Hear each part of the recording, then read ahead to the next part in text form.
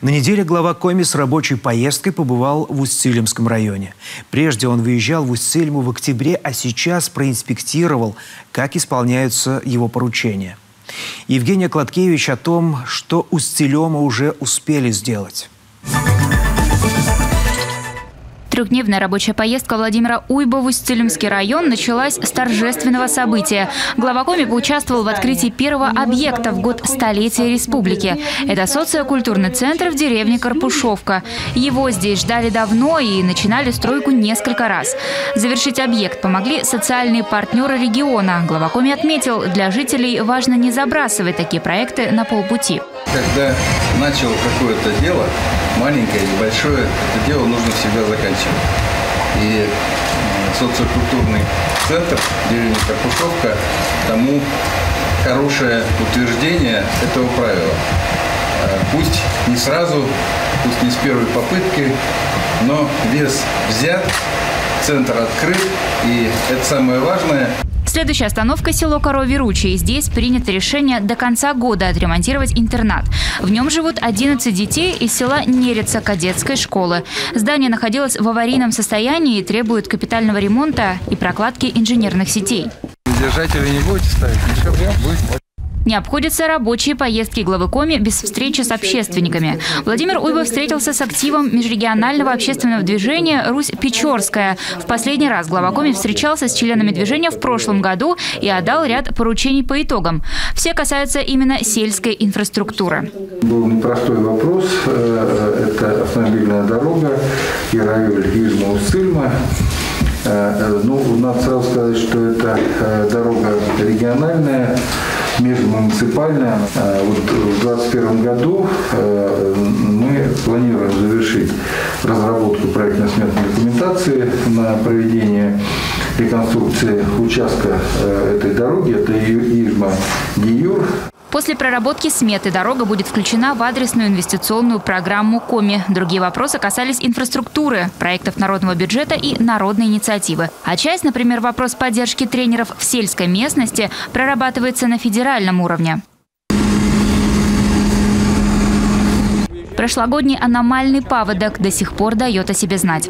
Тогда пострадали сразу несколько муниципалитетов, и Усть-Илимский район стал одним из них. Кроме частных хозяйств, подтопило здесь и школу имени Кислякова, где учатся 25 детей села Средняя Бугаева и деревни Верхняя Бугаева. Тут же и дошкольная группа. Здание, которому почти полсотни лет, серьезно пострадало, и Владимир Уйба поручил его восстановить. С финансами помогли нефтяники, социальные партнеры региона. Здесь у нас дошкольная группа, видите, мы всю краску, можно сказать, снесли. Да, но здесь вот дошкольная группа, здесь у них игровая. В правом крыле дети уже учатся. После ремонта заработает и левая. 3 месяца работы в школе не велись из-за отсутствия ледовой переправы через Печору. Но с середины января они продолжились. Здание будет полностью восстановлено в марте. Еще один соцобъект – школа в селе Хабариха. В ней учатся 66 детей, в том числе ученики из близлежащих сел, которые живут в пришкольном интернате. В прошлом году в Хабарицкой школе приступили к ремонту кровли. В этом работа будет продолжена. Кроме того, проектируется работа по замене электропроводки в 2021 году. Педагоги и школа – активные участники различных российских республиканских проектов и конкурсов. Настольный теннис.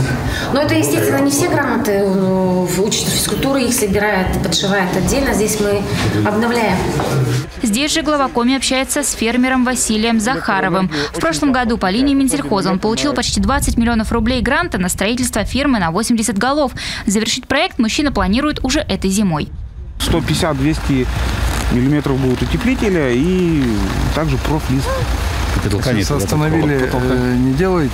Из-за морозов кладку не видите, да? Из-за морозов? Ну, я принципиально, как говорится, у меня с моих ферм никто не выгоняет. Лучше вести в летний период, затраты меньше.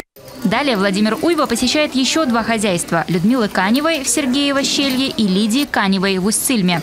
Обе женщины выигрывают гранты и последовательно развивают сельское хозяйство на родной земле, обеспечивают местное население молочной продукцией и создают рабочие места. Трудятся у нас сейчас в фермерском хозяйстве 12 человек. Все получают заработную плату своевременно. В самой Усть-Цильме глава Коми посещает детский сад и уже в местной школе имени Бабикова дает эксклюзивное интервью юным журналистам. Рассказывает, почему он так часто посещает этот северный муниципалитет. Изначально у меня по маминой линии бабушка и дедушка староверы. Поэтому я, конечно, не выдерживаю староверческой обязанности веры, но тем не менее, как православный человек, мне просто очень приятно, что Усть-Цильма – это изначально староверческое село. Глава поделился, что здесь рождаются такие якоря, из-за которых он возвращается. Например, школа в Среднем Бугаево, за ремонтом которой он лично следит. В Усть-Цилимской школе обучается 760 детей. Сегодня это образовательный центр с программами профессиональной подготовки и доп. Образования. Здесь уже второй год работает точка роста. Благодаря в том числе социальным партнерам школа постоянно обновляется.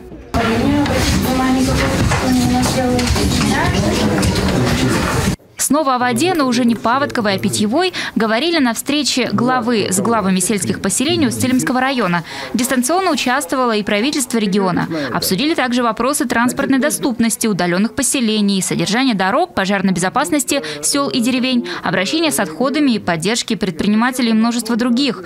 Глава Коми дал ряд поручений руководителям ведомств и министерств. Уже 12 февраля в Усть-Цильму отправится правительственный десант.